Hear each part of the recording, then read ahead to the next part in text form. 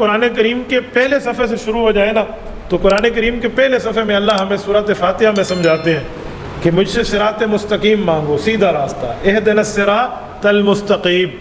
تو سیدھا راستہ کون سا ہے؟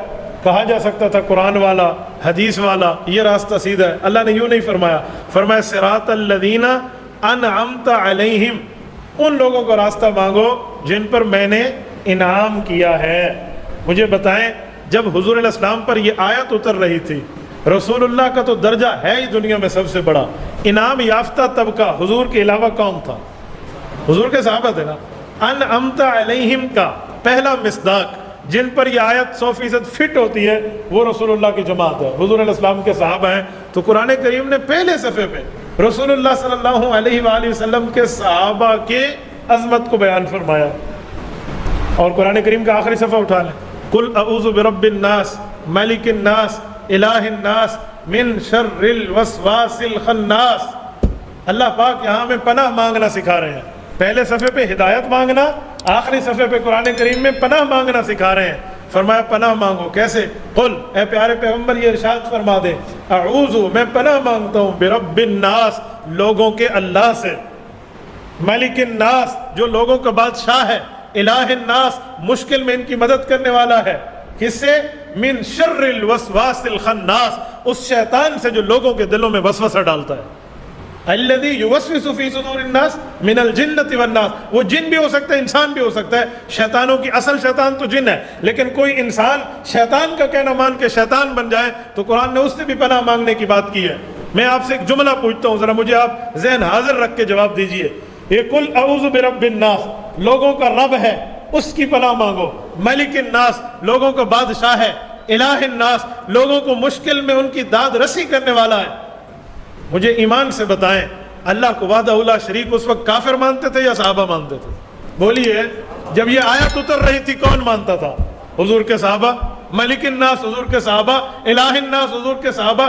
تو صحابہ کا ذکر کر کے اللہ نے اپنی وحدانیت کو پیش کیا ہے، صحابہ کا ذکر کر کے اللہ نے اپنی جو ہے نا کیا کہتے ہیں بادشاہت کو پیش کیا ہے، الہیت کو پیش کیا ہے۔ تو حضور علیہ السلام کے صحابہ کا ذکر تو قرآن کے پہلے صفحے پہ بھی ہے، آخری صفحے پہ بھی ہے۔ اس حد تک قرآن کریم ذکر کرتا ہے۔ اے کاش اللہ کسی مرد آہن کو یہ توفیق عطا فرمائے کہ وہ ایک بار یوں پوری کے پورے قرآن کریم میں جو صحابہ کی آیات اکٹھی ہیں نا ان کو اکٹھا کر کے رکھ دے تفسیر کی شکل میں۔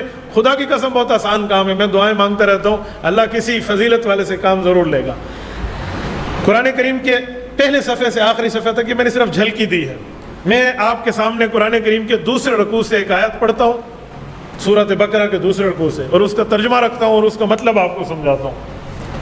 حضور علیہ الصلوۃ والسلام کے پاس کچھ لوگ آ کر بیٹھے ہیں، حضور نے دین کی دعوت دی ہے، ایمان لاؤ، اسلام لاؤ، کلمہ طیبہ پڑھو، مشرف با اسلام ہو جاؤ۔ وہ لوگ کہتے ہیں کیسے ایمان لائیں؟ کوئی آئیڈیل، کوئی ماڈل، کوئی نمونہ؟ قرآن کریم کی آیت اتری، اس نے سارا واقعہ بتا دیا۔ حضور پاک نے نمونہ پیش کیا، فرمایا تمہیں ایمان چاہیے نمونے کے لیے، تمہیں ماڈل چاہیے ایمان کے لیے، یہ میرے صحابہ ان جیسا ایمان لاؤ۔ جو سامنے والا تھا اس کے دل میں صحابہ کو بغض ابل رہا تھا، صحابہ سے نفرت ابل رہی تھی، وہ صحابہ کرام کو دشمن تھا، دوست نہیں تھا۔ اس نے موقع دیکھا اور صحابہ پر تبرہ کیا، اس نے موقع دیکھا اور صحابہ پر اعتراض کیا، اس نے موقع دیکھا اور اپنے اندر والے نام کا جو ناگ ہے اس کا ڈنگ مارنے کے لیے اس نے ایک جملہ کہا ہم ایمان لائیں، نعوذ باللہ ان بے وقوفوں جیسا۔ یہ نعوذ باللہ میں کہہ رہا ہوں، انہوں نے نہیں کہا۔ انؤمن کما آمن السفہاء، سفہاء اسٹوپڈ، بے وقوف، مجنون، دیوانہ۔ غلط جملہ ہوتا ہے کسی کی جو ہے نا کیا کہتے ہیں بالکل اس کو نیچا دکھانے کے لیے۔ تو کہا ہم ان جیسے ایمان لائیں۔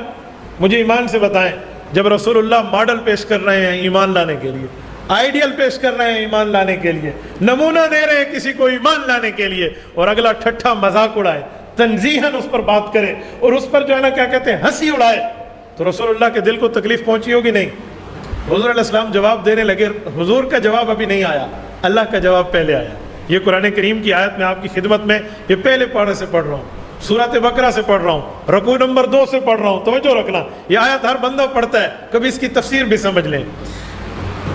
اللہ فرماتے ہیں وَإِذَا قِيلَ لَهُمْ، یہ آیت نمبر 13 ہے سورۃ بقرہ کی۔ وَإِذَا قِيلَ لَهُمْ، جب ان سے کہا گیا، ان بے ایمانوں سے، آمینو، ایمان لاؤ، کیسے؟ کما آمن الناس، جیسے یہ لوگ ایمان لائے۔ اس وقت لوگ صحابہ ہی تھے نا، اس کی تفسیر میں اپنی طرف سے کیا کروں؟ امام محمود آلوسی رحمۃ اللہ علیہ نے تفسیر روح المعانی میں لکھا ہے کما آمن ابو بکر کما آمن عمر کما آمن عثمان کما آمن علی رضی اللہ عنہ، کہ ایسے ایمان لاؤ جیسے میرا ابو بکر لایا، ایسے ایمان لاؤ جیسے عمر فاروق لائے ہیں، ایسے ایمان لاؤ جیسے عثمان ذو النورین یا علی حیدر لائے ہیں رضی اللہ عنہ، کما آمن الناس۔ جب یہ جملہ کہا تو وہ لوگ کیا کہنے لگے؟ قالوا، انہوں نے کہا انؤمن، ہم ایمان لائے، کما آمن السفہاء، جیسے بے وقوف ایمان لائے ہیں۔ یہ صحابہ پر تبرے کی ابتدا ہے، صحابہ پر تنقید کی ابتدا ہے، صحابہ سے بیزاری کی انتہا ہے، صحابہ سے نفرت کی ابتدا ہے۔ جب یہ جملہ کہا تو قرآن کریم نے خود جواب دیا، جسے کہتے ہیں فورسیبل سینٹنس، مضبوط ترین جملہ عربی زبان کا۔ فرمایا الا انہم ہم السفہاء ولکن لا یعلمون، یہ نہیں، خبردار تم ہی بے وقوف ہو لیکن اپنی بے وقوفی تمہیں پتہ ہی نہیں ہے۔ یہ قرآن کریم جواب دے رہا، یہ کوئی ڈائجسٹ میں نہیں پڑھ رہا، میں کسی نیوز پیپر کے کسی صفحے کو نہیں پڑھ رہا، یہ اللہ کی اس کتاب کو پڑھ رہا ہوں جس کتاب کی حفاظت کی ذمہ داری میرے اللہ نے اٹھائی ہے۔ میں قرآن کریم کی ان آیات کو پیش کر رہا ہوں جو رسول اللہ صلی اللہ علیہ وآلہ وسلم کے قلب اطہر پہ اتری ہیں۔ جس نے صحابہ کو بے وقوف بولا، قرآن کریم نے اسے بے وقوف بولا ہے اور اسے اس کی زبان میں جواب دیا ہے۔ جیسے کہتے ہیں کافر کو کافر کی رنگ ٹون میں جواب دینا، جیسے جس ٹون میں وہ بول رہا ہے۔ الا، خبردار، انہم، یہی، ہم السفہاء، یہ تین جملے ہیں، یہی مضبوط ترین بات کرنے کے لیے، ہم السفہاء، تم بے وقوف ہو، یہ نہیں ہے۔ اچھا، ایک بے وقوف ہوتا ہے نا، اور ایک بے وقوف وہ ہوتا ہے جسے اپنی بے وقوفی پتہ ہی نہیں ہوتی، وہ تو ڈبل بے وقوف ہوتا ہے۔ فرمایا ولکن لا یعلمون، کوئی بے وقوف ہو اسے کہہ دو کہ تو بے وقوف ہے تو اپنی بے وقوفانہ حرکتوں سے باز آ جاتا ہے، لیکن تم وہ ہو ولکن لا یعلمون، تمہیں تو اپنی بے وقوفانہ حرکتوں سے باز آنا بھی سمجھ نہیں آ رہا۔ یہ قرآن کریم نے اسی ٹون میں ان کو جواب دیا۔ 1500 آیات کے لگ بھگ قرآن کریم کی ایسی آیات ہیں جس میں صحابہ کرام کو ایمان کا رول ماڈل پیش کیا گیا، صحابہ کرام کو ایمان کا آئیڈیل پیش کیا گیا۔ اسی پہلے پارے کے آخری صفحے پہ آ جائیں، یہ پہلے پارے کا آخری صفحہ آپ اٹھائیں تو آپ آسانی سے دکھا سکتے ہیں، یہ پہلے پارے کا آخری صفحہ ہے، یہ قرآن کریم ہے۔ اس 16واں رکوع اس کا ختم ہو رہا ہے سورۃ بقرہ کا، سورت نمبر 2 ہے، آیت نمبر 127 ہے۔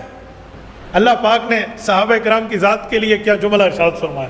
فرمایا فَإِنْ آمَنُوا، قیامت تک کے لیے میرا اصول، قانون، قاعدہ اور ضابطہ یہ ہے، اگر لوگ ایمان لانا چاہیں بِمِثْلِ مَا آمَنْتُمْ بِهِ، اے پیغمبر جیسے تیری جماعت ایمان لائی ہے تب یہ ایمان ان کا معتبر ہوگا۔ بِمِثْلِ مَا، اس کی مثل، اس کی طرح، لائک ٹو دس، انہی کی طرح، انہی کے معاملے کو سامنے رکھتے ہوئے آپ درزی کے پاس گئے، مجھے ویسٹ کوٹ چاہیے، کیسے سی لوں؟ یوں سیئیں، آپ نے اسے دکھا دیا، ویسٹ کوٹ کا نمونہ اس نے دیکھا، اس نے سی لیا۔ اگر وہ آپ کی ریکوائرمنٹ کے مطابق سیتا ہے، آپ کی مانگ کے مطابق سیتا ہے، وہ اجرت کا مستحق ہے، اور اگر وہ آپ کی مانگ کے خلاف سیتا ہے وہ اجرت کا مستحق نہیں ہے، وہ غلطی کر رہا ہے۔ اللہ پاک نے ہمیں نمونہ دکھا دیا، فَإِنْ آمَنُوا، اگر لوگ ایمان لانا چاہتے ہیں، بِمِثْلِ مَا، اس طرح، آمَنْتُمْ بِهِ، جیسے پیغمبر کے صحابہ ایمان لائے، فَقَدْ اهْتَدَوْا، پھر یہ ہدایت پر ہوں گے۔